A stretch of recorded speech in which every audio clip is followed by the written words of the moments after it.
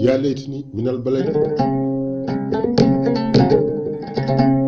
كلوني سوا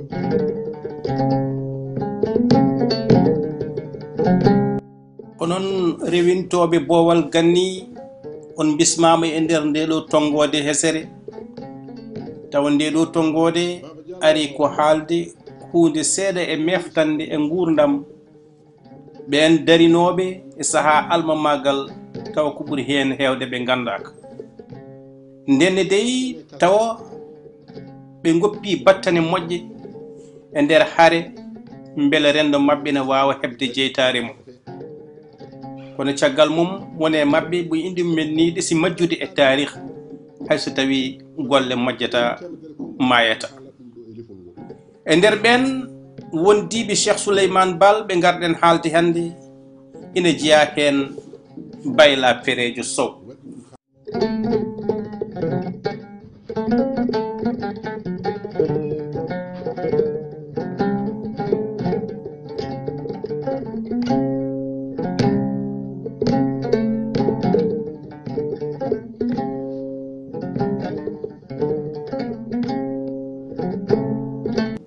Bayla Perejo Sow ina noddire ceerno Bayla mawɗo mawɗo o ɓeydi ɗum hen ko gam sernudemo e Bayla wan mbo Kanel on ɗon ko bamum Alpha Oumar ceerno Bayla lollunoɗo e yaaduɓe jihad Cheikh Oumarul Fouti ɗum hégémonie peul du Fouta Toro ina haala ɗum kanko Bayla Perejo ko goto e haralde yanoɓe Pire Sagnakor jokkoyde jangde mumen ɓurɓe andede seeɗa caggal Cheikh Souleymane Baal e Abdoul Kadir Kane walla Abdoul Karim Daf mo Seno Paale walla ni Elimane Boubacar Kane ceerno Bayla Perejo ko pullo o jeeya koye hinde feresɓe yettode makko ko Sow ko jiidani e jangde makko less o jokkoyi jangde to duɗal Pire Sagnakor e duɗal Khali Amar Fall on Khali Amar ni kañum e hoore mum iwde mum ko Fouta hayso tawi o wattini koye jolfuɓe eɗen gandi omo wiye Demba Khari Fall to banggue nene makko o yaltoyi koye deniyankoɓe nene makko wiyete ko Khali Loum on ɗon ko ɓi jeegi urudde on jeegi urudde yetta ko Ba e wiide Cheikh Moussa Camara ko kanko Bayla Perejo Abdoul Kadir Kane e Cheikh Souleymane Baal ummude Pire Sagnakor e saaha goto ndeɓe ummi Pire Sagnakor kanko o fayi ko nokku no wiye Hulde ko toon ɓiɓɓe neniraɓe makko e ɓiɓɓe ba makko en gonno ina jogui toon lefol laamu ina wiye arɗo Hulde on Hulde noon taweteno ko Sara Diallo ciftiren ndeɓe ummoto Pire Sagnakor ceerno mabɓe o nawinoɓe ha e weedu woturu yamiri yoɓe taara wendu ndu laabi jeeɗiɗi mone mabɓe foof won ko wino ɗum en kaali holko wino Cheikh Souleymane Baal ma en kaaloy holko wi ceerno Abdoul Kadir Kane kono noon Bayla Perejo o wi ɗum ko an umminta haare nde l'islam jogori foldude sandu linɓe saliɓe diine l'islam hayso tawi a jograni hebde laamu walla daraja nden ɗon haare nde Bayla Perejo arti Hulde Sara Horko Ƴere lamorgo Satigue Soule Boubou o tawi ko nokku o ina aadori aljuma fof hawroyde to galle Satigue Soule laabi kewɗi ceerno Bayla Perejo ina yiya ɓiɓɓe neniraɓe mum e wonɓe ɗon e Hulde ina ummo ɗon ina notoyo noddandu Satigue kono kanko o yaadani e mabɓe nde ɓe namdimo holko haɗimo yaade o wi ko o bismako toon tawa nde Satigi nani ɗum bismimo o felliti arde yadude e maɓɓe ngam yoyde Satigi Souley Boubou wiyama wonde Satigi Souley Boubou jogimo e makko gille e korso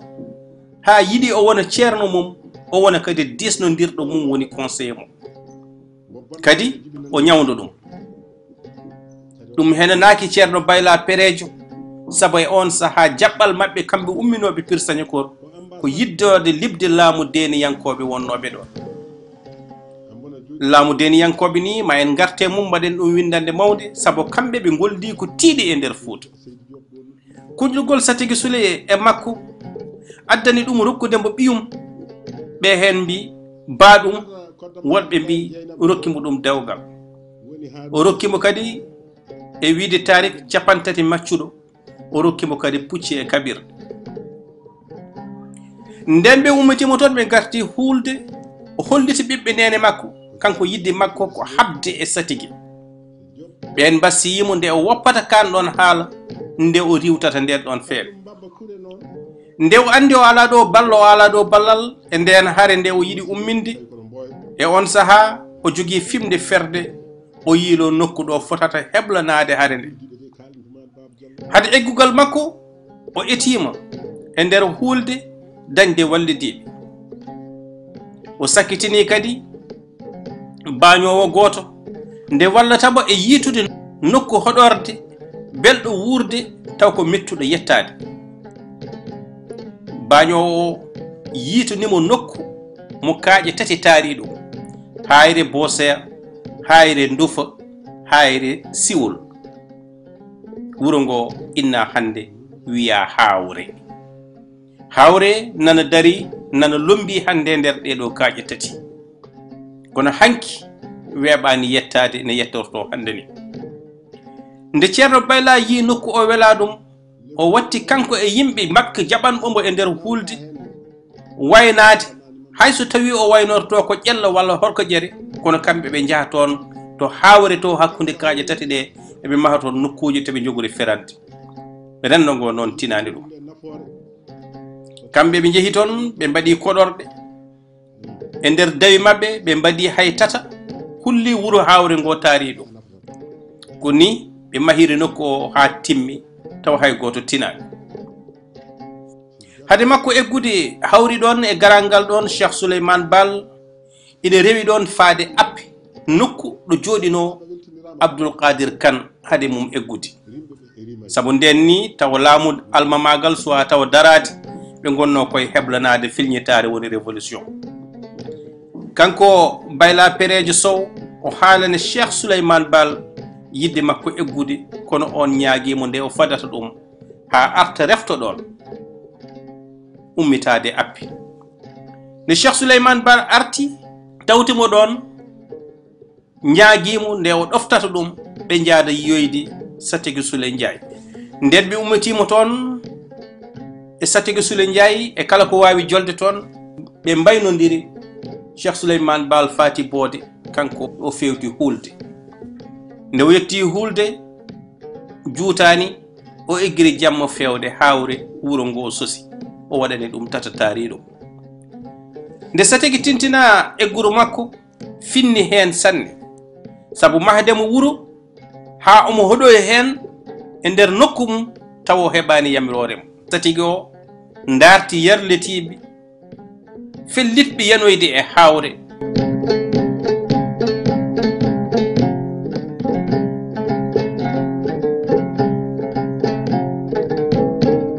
yarletiɓe yahnoɓe ɓe dañi bettere mawde nde gari e oɗo nokku mettuɗe yettade ha jii katata mbaɗaka guddi ene taarigo wuro mettugo naddi kan tata Gaspard Molian haali ɗum e ɗanngal ngal wanno e ngoral maayo Sénégal e hitande 1978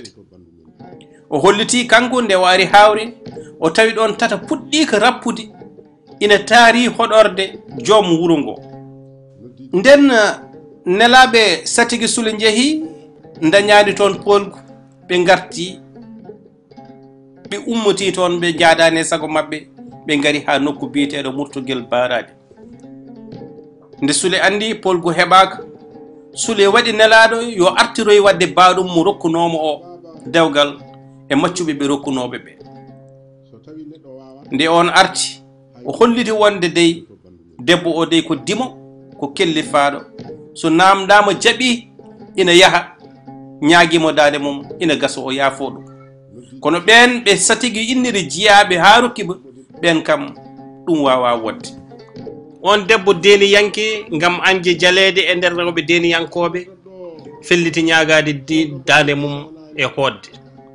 kono noon tarik holliri wonde o dañjani e ceerno Bayla Péréjo Sow e nder jangu mbangu ngu toon to hawre ceerno Bayla Péréjo kañum e yimɓe mum keeɓi polgu e dow nelaɓe Satigi Sule Ndiaye ɓen ɗon dogi won hen kooti won hen natoy e waalo wonɓe ɓe payi jeeɗi deftere l'hégémonie Peul du Fouta Toro holliri wonde ko tawa Sule Buuɓo e nder jammo gunnabi nde wiyata ɓe janoyo e ceerno Bayla Péréjo huninomo ko heewi gacci keeɓi ɗum sali hodde Horko Diéré wiyama ni koye lawol o hawri e ladial taw omo fooɗano wawde mbo fayi toon on kabaru e wiide ha hande hégémonie Peul du Fouta Toro sari e nder nokku o foof wondiɓe ceerno Bayla ɓe jokki ɓen dognoɓe hawre jeehi ɗum ni saabino duppal Horko Diéré ngundon polgu rokki ceerno Bayla Péréjo heɓde doole mawɗe hewɓe e deniyankoɓe pelliti tawtudemo nden ɗon haare addani hewɓe e deniyankoɓe wonnoɓe Horko Diéré ferde ɗon ɓe payi Sange Lobali ɓe payi Waly Diangtan taw noon ko banggue rewo maayo Sénégal e on saaha ceerno Bayla kañum e hoore mum ummiti toon e hawre felliti darade felliti hodde e nokku biteɗo Boruji ɗon woɗɗani Barkewi hucciti e Waly Diangtan to banggue rewo o woni ɗon e saaha ceeɗu ngam falade ummotoɓe to banggue rewo jogorɓe wadde jenkuji on saaha ni eɗen mbawi wiide o woɗɗani fawde junggo makko diwan jowol o gila sila makko ha Bakel eno deftere nde wiri ha joni ceerno Bayla Péréjo ƴetti kadi fimde e kala nokku tufde o walla ɗum mbiten juude o waɗi ɗon gurel o waɗi ɗon ceerno o waɗi ɗon duɗal ina jangguina kanko ni wiyama nde o yalti nokku makko hawre hakke duuɓi jeeɗiɗi o waɗi ɗum to Boruji to o woppidi nokku on ɗon woni hawre e ɓiɓɓe nene makko en fellitinoɓe on ɗon saaha tawtudemo nam ha joni kamɓe foof koɓe feresɓe kono addani lefol ngol feccade ɓe hen mbiya feresɓe Saare heddiɓe ɓe goni feresɓe Sinthiou titonu men heddi e wonde arɗo adanɓe ɓe titonu men ko ceerno polgu walla mbiyen wune ceerno Bayla Péréjo ko wonde ɗum e nder nokku ɓurnoɗo sattude saabu kamɓe ummittoɓe Kajoor walla kamɓe ummitanoɓe Pire Sagnakor mone mabɓe foof ɗo woni ɗo ko nokku ɗo Bayla mawɗo woni ɗo ɓuri hittude ɓuri sattude waɗi noon laamorɓe satigueɓe foof ko ɗon goni te on saaha laamorgo satigi wonno ko Horko Diéré Horko Diéré woɗɗani hulde woɗɗani hawre to wonno wuuro ma te kadi konin koɓe satigi e on ɗon saaha ko toon ɓurno heewirde woni seɓɓe ɓe ɗum fof ina rokka en ina andina en wonde wune e darde nde Bayla Péréjo dari ngam dartade e haɓade ɓen ɗon ɓewyinno libde laamu men ha ɓe darna laamu Alma Magal hareji mabɓe goni limtinɗe ha nde o hawroyte e ladial kono kam o heeɓi wune e salade turde guenol e nokku mettunoɗo salade woni nokku mbo honno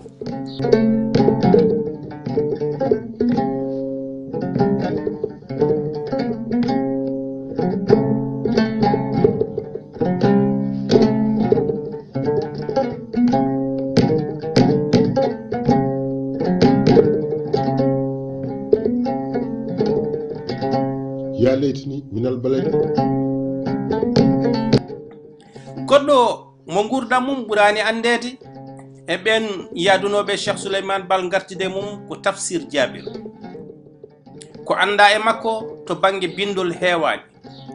ina gasa noon tawa hito woni oralité ina mofti ko heewi e golle makko ina anda omo jeeya e janggoynoɓe persagne ko kono kanko Tafsir Jabir nde o ummiti toon o arti ko koɓɓilɗo to jeyno e wiide Oumar Kane ete o woni ɗon duuɓi sanne ko caggal mum o ummiti ɗon e koɓɓillo o fayi waalo Barak e nokku ina wiye Baran walla Mbaran ɗum ko sara cangol Lac de Guiers e on saaha laabino waalo Barak ko Yamara Mbodj ene gasa noon tawa nawimo toon ko horade dañde jaam e ruggoɓe kam e wujjoɓe jawdi sabu dartol ina woppiri en ko joom jawdi sanne o wonno kanko Tafsir Jabir dartol ina teskini ko gala mawɗo o wonno kewɗo jawdi wiyama nde o woni waalo Barak nde o windi gonnoɗo almami on saaha ɓe hen mbi ko almami Birane Wane wonno woɗɓe mbi ala ko almami Mamadou Racine wonno e kala ko wawi hen wonde woodi koɓe kaldi beele jawdi makko gujjitede konotede ndi ne wawa artirede ko haali ko yoni almami o ha ñaagui yimɓeɓe yo gartir jawdi makko nawanode gujjonode kono noon kadi almami ñaaguimo nde ummoto waalo Barak o arta ga e Fouta saabu won ko jogui ne wawi naftude Fuutankoɓe nam Tafsir Jabir jaaɓi artude Fouta kono noon suuɓi ko wuro wiyetego Diagnum suɓademo Diagnum ko saabu ɓadade ɗum waalo Barak nokku mo ganduɗa o almuɓe makko hewɓe ko toon gonno tawa woɗɗata ɗumen no feewi kono kadi suɓademo Diagnum ina wawi wonde tawa ko ngam ɓattade goto e guiɗo walla sehil makko walla goto mbo o soccodiranno to banggue gandal mbo disnodiranno e nder gurdam aduna hono Elimane Boubacar Kane nde o arti saabu teskede gandal makko e nunɗal makko wiyama kala kuule ɗe ina ɓame e nder Fouta omo disnodire kanko Tafsir Jabir miijo makko ina wattere hen wiyama kadi o woni disnodirde Elage Oumarul Foutiyou Tall e sahade umminto jihade nde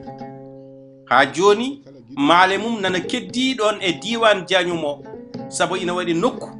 lekki ki ganduɗa ki joɗodimo ɗon Elimane Boubacar Kane Cheikh Oumarul Foutiyou e Tafsir Jabir kanko Tafsir Jabir o woni nanngal timmugal e laamu alma magal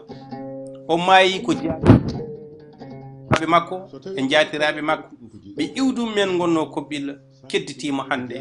wonde fulɓe Diagnum naaɓe Seydi Diallo an kala ko hoɗɗa ɗo e ko yewta ɗo fof aɗa foti hen kadi hoɗete ɗo tan koko ganduɗa ko tawɗa neɗɗo na anda goɗɗo mo ɓurani andede e nder ɓen yaadunoɓe walla gollotonoɓe to balgue alma magal tawa golli ko tiiɗe ko Alpha Amara Seydi Yero Bousso mo hoore Fodé kanko Alpha Amara Seydi Yero Bousso iwde makko noon ko Rindiaw kono o jeeya ko hoore Fodé omo jeeya e janggoynoɓe to Pirsagne ko e galle makko daɗɗi bato sernaɓe Fouta gadinga ɗum wanno koye hedde hitande 1968 1768 koye nden jonde e nder galle makko kanko Alpha Amara Seydi Yero Bousso fewja ko foti wonde darde mabɓe e dow guinol golle pawigol e toɓɓe tati habde kalifandi libde laamu deniyankoɓe hattude jeygu ɓaleɓe to safalɓe e to tubakoɓe fof e nder batu mabɓe hoore Fodé ko Alpha Amara Seydi Yero Bousso suɓa ngam wadde jillu e nder Fouta e ƴewde holi potowo ardade laamu alma magal ma mbiya ni kanko kadi wonno missionnaire woni koolaɗo jahowo e nder nokkuji ɗi ine ƴewto fimde nde ɓe peɓodirno to Pirsagne ko mbara ina hedda hen ha joni walla ala mbiyen ko kanko kadi wonno koolaɗo Cheikh Souleymane Racine Baba e nder wone yimɓe jofonoɓe tugnade e kuuɗe peñɗe windande Cheikh Souleymane Baal nde wanno galle makko kanko Alpha Amar Seydi Yero Bousso hollitama wonde kala batu pattamla mo mbaɗanogo e nder Fouta ko galle makko waɗete hakkunde makke Souleymane Baal kadi ko enɗam to banggue Racine Ibrahim ñokoro o askoji mabɓe kawriti toon ko kanko kadi Alpha Amar Seydi Yero Bousso darne juma gadano ɗo hoore fonde ɗo koye hoore fonde o hawri e ladial ko ɗon kadi o leeli yanade makko ko ɗon woni ko ndam noon ko ɓuri hewde e tarih ina anden en batu gadangu ko ɗon waɗa kono kadi won miijoji goɗɗi kollidɗi wonde batu gadangu Fouta anduɓe mum wona toon daɗɗi koto duɓɓe gonɗe to baalaji woɗɓe mbi ala ko hawre wanno ko hen wonde foof batuji ɗi limtini waɗi to baalaji waɗi to hawre waɗi to Ciloñ kono batu 1768 ngu ɗo Cheikh Souleymane Baal yaltinno windande heddinde e gurdam nden kam waɗano koto hoore fonde to galle Alpha Amara Seydi Yero Bousso